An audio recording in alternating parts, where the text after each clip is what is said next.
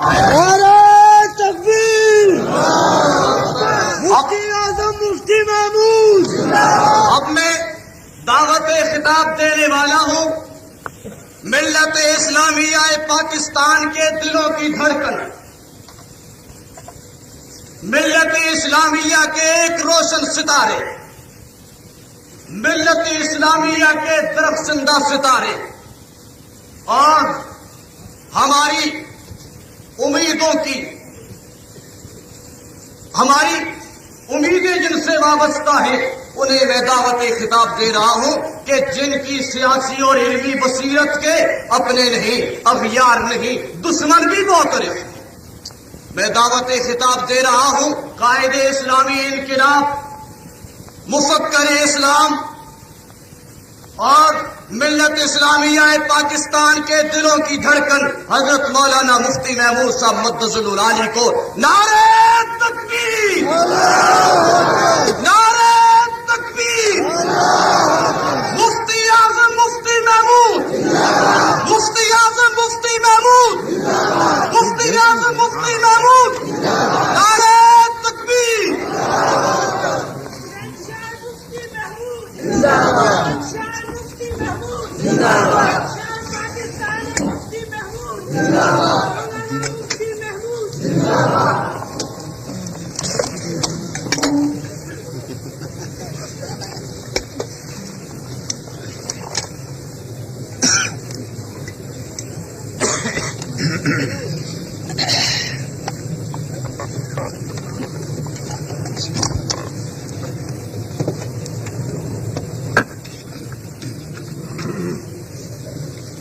چالو کرے بیٹھ جائے، چالو کرے بیٹھ جائے، چالو کرو بیٹھ جائے، بیٹھ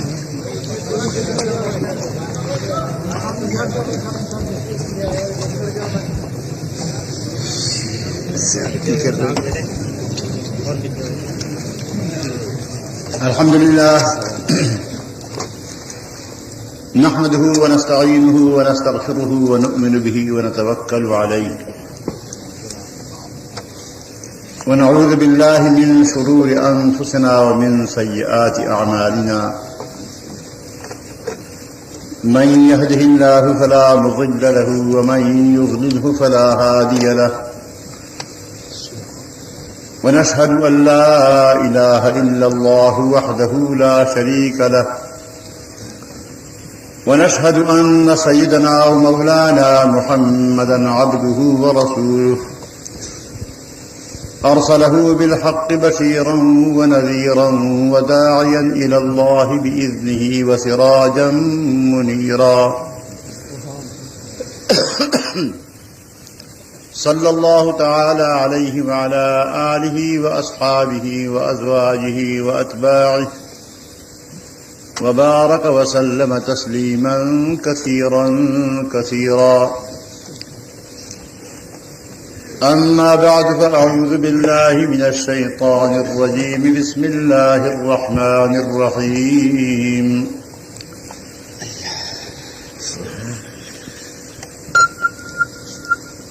يريدون ليطفئوا نور الله بأفواههم والله متم نوره ولو كره الكافرون.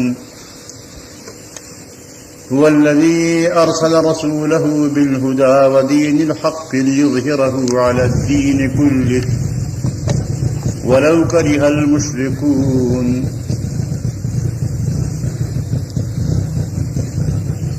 جناب صدر، میرے محترم بزرگوں، دوستوں اور بھائیوں،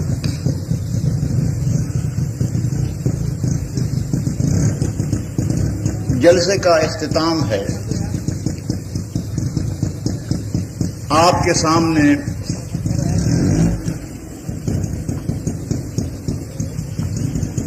مولانا منظور احمد چنجوٹی نے اور مولانا عبد المجید ندیم نے اپنی فاضلانہ تقریروں میں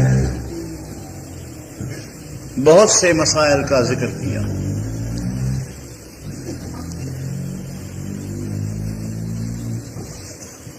میں صرف اتنا عرض کرنا چاہتا ہوں کہ ہم نے اپنی زندگی کا مقصد طے کر لیا ہے کہ یا تو اسلام کا نظام عدل پاکستان میں قائم کر کے رہیں گے اور یا اپنی جان دے دیں گے، درمیان میں تیسرا کوئی راستہ نہیں۔ نعرہ تکبیر! مفتی اعظم مفتی محمود! ہم کسی بھی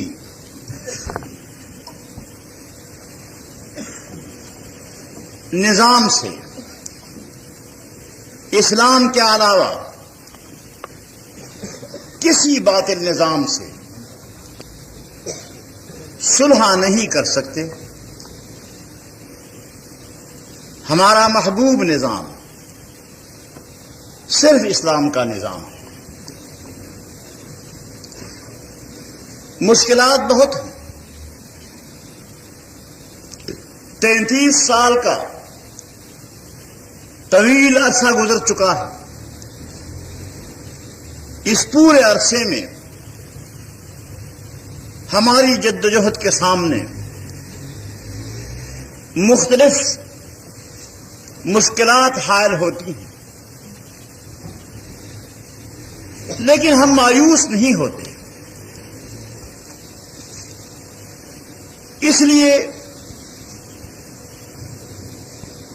کہ نتائج ہمارے اختیار میں نہیں ہیں، وہ اللہ کے اختیار میں۔ نہ معلوم وہ ہمارا کتنا امتحان لینا چاہتا ہے۔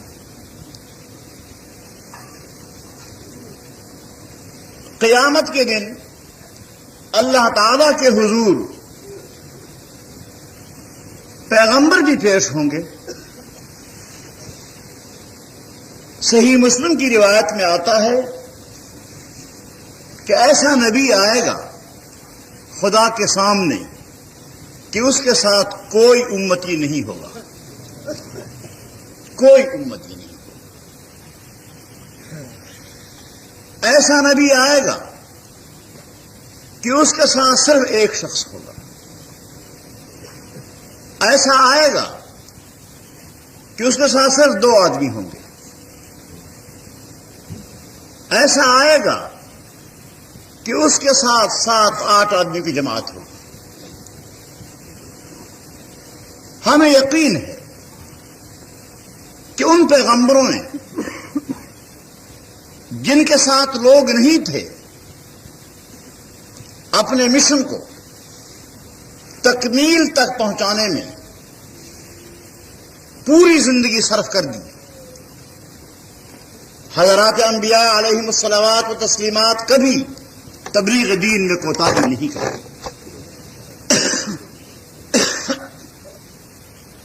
یہ بہت بڑی غلط بیانی ہے کہ یہ کہا جائے کہ فلاں پیغمبر نے تبلیغ دین میں کوتاہی کی۔ کوئی پیغمبر تبلیغ دین میں کوتاہی نہیں کر سکتا۔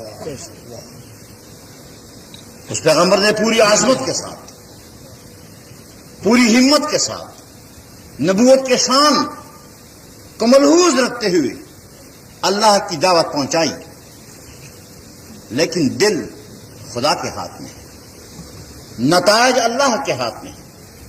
ان قلوب بنی آدم بین اصبعی الرحمن یقلبها کیف یشاء۔ بنی آدم کے دل اللہ تعالیٰ کی 2 انگلیوں کے درمیان میں ہیں، جیسے چاہے پھیر دیتا ہے۔ تو ہدایت، کامیابی، نتائج کا مرتب ہونا یہ ہمارے اختیار میں نہیں۔ ہم تو اتنے مکلف ہیں کہ اس راستے پر چلو، زندگی کو اس راستے پر چلاؤ، یہ کام تم نے کرنا ہے۔ اس لیے ہم اللہ کے سامنے اور آپ کے سامنے یہ اقرار کرتے ہیں، اللہ ہمیں توفیق بخشے۔ اللہ کی توفیق کے بغیر کچھ انسان نہیں کر سکتا۔ ہم یہ اقرار کرتے ہیں کہ انشاءاللہ ہماری زندگیاں وقف ہیں اور ہم نے اسلام کے نظام کو یہاں قائم کرنا ہے. میرے محترم دوستو، مجھے بڑا افسوس ہے کہ یہ اقتدار، پاکستان کا جو اقتدار آپ کے سامنے ہے، یہ کیا چیز ہے؟ اس اقتدار کو بچانے کے لیے، کرسی کے تحفظ کے لیے جو آتا ہے وہ اس کو زندگی کا مقصد بنا لیتا ہے. ہر ایک شخص جب آتا ہے سمجھتا ہے کہ بس میں نے اس کرسی سے اترنا نہیں، کچھ ہو جائے. لیکن میں جانتا ہوں کہ اقتدار کا انجام کیا ہوتا ہے. اقتدار کا انجام کیا ہوتا ہے میں جانتا ہوں، آپ بھی جانتے ہیں. میرے محترم دوستو، یہاں پر پاکستان کے پہلے وزیر اعظم خان لیاقت علی خان مرحوم، ان کا انجام کیا ہوا؟ ایک بدو شخص نے لیاقت باغ راولپنڈی میں عام جلسے پر اسے گولی مار دی اور بے کس کی لاش پڑی رہی. میرے محترم دوست، اس کے بعد ایک شخص کا ذکر میرے عزیز ندیم صاحب نے کیا تھا، جنرل غلام محمد اسے مرد آہن کہتے تھے. تھا مفلوج، لعاب اس کا یہاں بہتا تھا، اپنے لعاب کو روک نہیں سکتا تھا، لیکن اسے مرد آہن کہا جاتا تھا. اس کے حواریین کہتے کہ آپ جیسا مضبوط ترین آدمی، آپ جیسے اعصاب کا کوئی آدمی نہیں، جبکہ اس کے اعصاب مفلوج تھے. اور وہ خوش تھا کہ واقعی مجھ جیسے مضبوط اعصاب کا کوئی آدمی اس دنیا میں نہیں. اس کا حشر کیا ہوا؟ زبردستی اس کے سینے پر پستول رکھ کر اسے استعفیٰ لکھوایا گیا، اگر آپ کو یاد ہو. اور پھر جب وہ آنجہانی ہوئے تو گوروں کے قبرستان میں اس کی قبر بنی. گوروں کے قبرستان میں، اب بھی کراچی میں گوروں کے قبرستان میں اس کی قبر ہے. مسلمانوں کے قبرستان میں جگہ اس کو نہیں ملی. اس کے بعد جناب سکندر مرزا تشریف لائے. سکندر مرزا صاحب کو یہاں سے جہاز میں بٹھا کر لندن بھیج دیا. لندن میں وہ ایک ہوٹل کا مینیجر تھا اور ہوٹل کے مینیجر کی حیثیت سے اس کی فوتگی ہوئی. اس کی لاش ایران میں پہنچائی گئی. اس وقت ایران میں دفن ہوئے. آج آپ کو پتا ہے چند دن قبل اخبارات میں آیا کہ ایران کے لوگوں نے قبر کھود کر اس کی لاش اور ٹکڑے باہر پھینک دیے اور کہا کہ یہ غدار ایران کی زمین میں دفن نہیں ہو سکتا. یہ اس کا حشر. اس کے بعد ایوب خان آیا. ایوب خان غریب بڑی مشکل سے 10 سال گزار گیا. جشن بھی منایا 10 سالہ. لیکن ایک دن جب وہ اپنے گھر کے بچوں سے سن رہا تھا کہ بھاگے جا رہے ہیں، کہتے ہیں ایوب کتا ہائے ہے، ایوب کتا ہائے ہے. اس نے کہا یہ کیا بات ہے؟ بلایا لڑکوں کو، کیا بات ہے؟ انہوں نے کہا ابا جی ہم تو یہ اسکول میں ہمیشہ کہتے ہیں. جب انہیں معلوم ہوا کہ یہی کچھ میرا حشر ہو رہا ہے، وہ پھر بھی ہوشیار تھا. اس نے استعفیٰ دیا، الگ ہو کر بیٹھ گیا. پھر جناب یحییٰ خان تشریف لائے. آغا محمد یحییٰ خان تشریف لائے. آج اس وقت وہ پنڈی میں ایک محلے میں رہتا ہے. میں آپ کو یقین سے کہتا ہوں کہ وہ محلے میں باہر گلی پر نہیں نکل سکتا. پابند کوئی نہیں، آزاد ہے، لڑکوں کے ڈر سے کہ لڑکے پیچھے پڑ جاتے ہیں. ایسے تبرکات نہیں. لڑکے پیچھے پڑ جاتے ہیں, وہ غریب گلی میں پھر نہیں سکتے. اور اس کے بعد بھٹو خان کا حشر, وہ بھی آپ نے دیکھا. تو جب ہمارے یہاں ہر ایک کا حشر یہ ہے جو آپ کے سامنے ہے, اس کرسی کا شوق کون بیوقوف کرے؟ کون بیوقوف اس کرسی کا شوق کرے؟ مجھے تعجب ہے کہ پاکستان کی اس تاریخ, مقتدر ہستیوں کی تاریخ سے کوئی سبق نہیں لیتا. ہم نے سبق لیا ہوا. میں جب وزیر اعلیٰ تھا تو میں نے استعفیٰ دیا, اور جب قومی اتحاد نے وزارت میں شمولیت کی میری مرضی کے خلاف, میں بتا دوں آپ کو, تو کھینچتے کھینچتے میں نے سب کو نکال دیا. لیکن اب سوال یہ ہے کہ ہمارا حشر کیا ہوگا؟ ہماری سمجھ میں کچھ نہیں آتا. جنرل ضیاء الحق صاحب نے ایک 12 ربیع الاول کو گزشتہ سال چند اسلامی قوانین نافذ کیے تھے, یاد ہے؟ وہ بھی قومی اتحاد کے مجبور کرنے سے کیے. قومی اتحاد کی وزارت کا دور تھا, ہم نے شرط لگائی تھی, مجبور کر کے ہم نے اس یہ کام کروایا. اس کے بعد قومی اتحاد تو باہر آ گیا, اور انہوں نے اس کا جو حشر کیا, اس وقت تقریباً 1.5 برس گزر چکا ہے. 1.5 برس کے اس عرصے میں کسی چور کا ہاتھ کٹا؟ ایک چور کا بھی ہاتھ نہیں کٹا. کسی زانی کو سنسار کیا گیا؟ کسی ڈاکو کو پھانسی پہ لٹکایا گیا؟ اسلامی حدود کے نفاذ کے اعلان کے بعد عملاً ایک کیس بھی اس کے مطابق آج تک نہیں ہوا.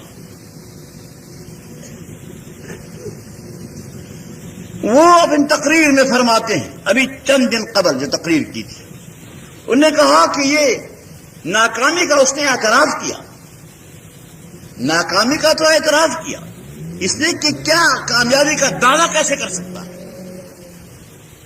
لیکن کہتا ہے کہ یہ اصل میں یہ عدالتی نظام جو ہے وہ غلط ہے. عدالتی نظام پر ڈال دیا اور کہا کہ اب قاضیوں کا تقرر کیا جائے گا, قاضیوں کا تقرر کیا جائے گا.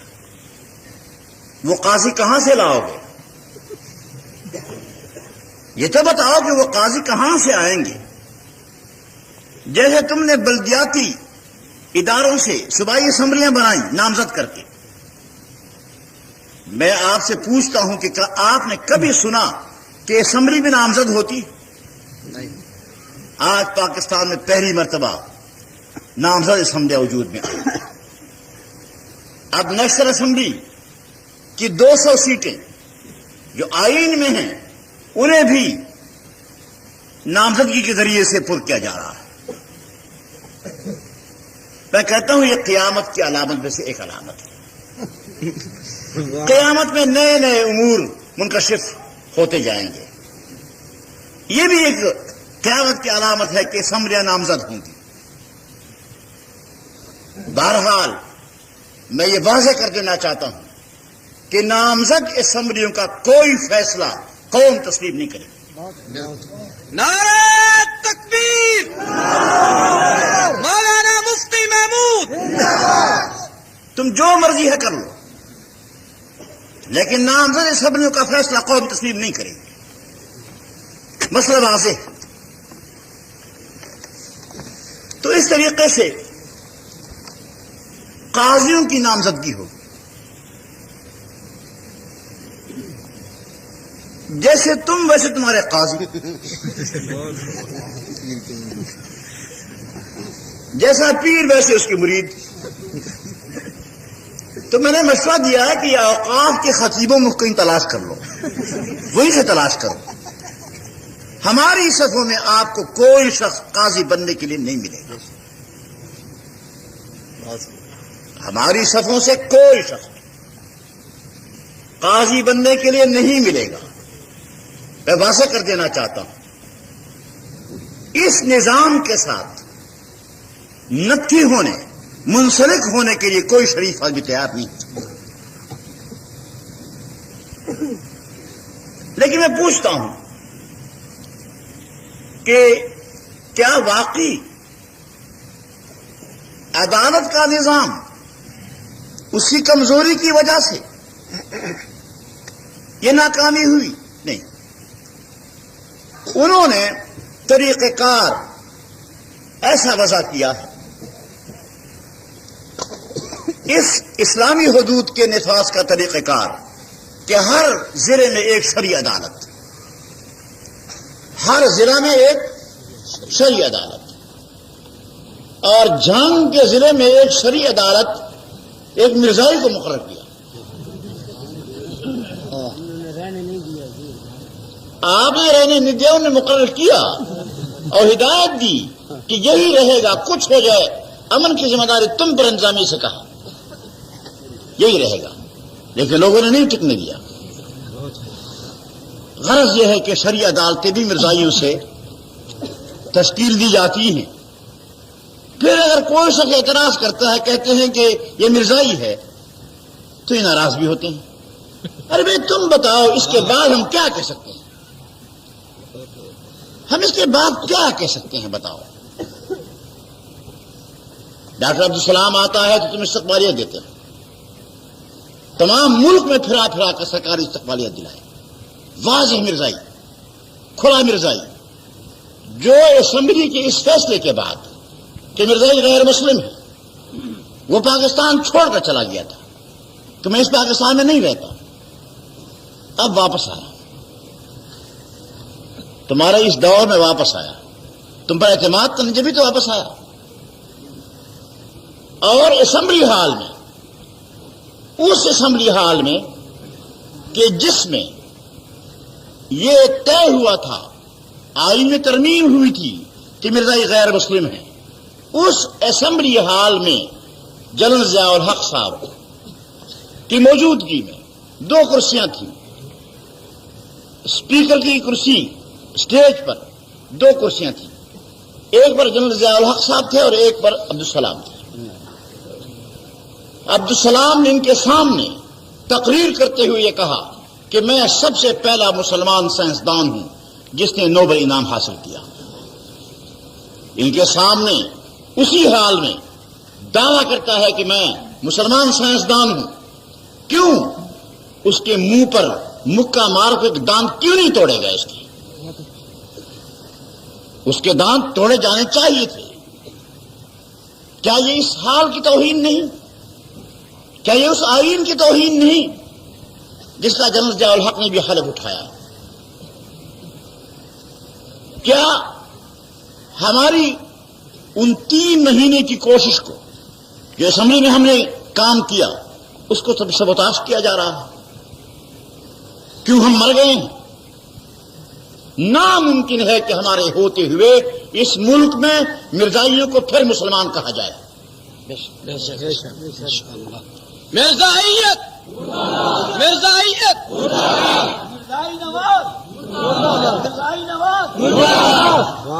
نواز کوئی نہیں، مرزائی بڑے بچا رہے ہیں آپ. غرض یہ ہے کہ کیا کھیل ہے جو کھیلا جا رہا ہے اس ملک میں؟ بات کیا ہے؟ تو انہوں نے یہ قانون جو بنایا، اسلامی حدود سزاؤں کا قانون، اس قانون میں طریقہ کار یہ رکھا کہ اگر عدالت کوئی فیصلہ دے دے قرآن کے مطابق، مثلا چور کا ہاتھ کاٹنے کا فیصلہ سنا دے، تو اس پر عمل درآمد نہیں ہوگا جب تک کہ سیشن کورٹ سے اس کی توثیق نہ کرا لی جائے، اس سزا کو کنفرم نہ کیا جائے. بہت سی عدالتوں نے سزائیں سنائی، لیکن سیشن کورٹ کے پاس جب فائل جاتی ہے تو اس سزا کو کینسل کر دیتے ہیں، سزا کوئی نافذ نہیں ہوتی۔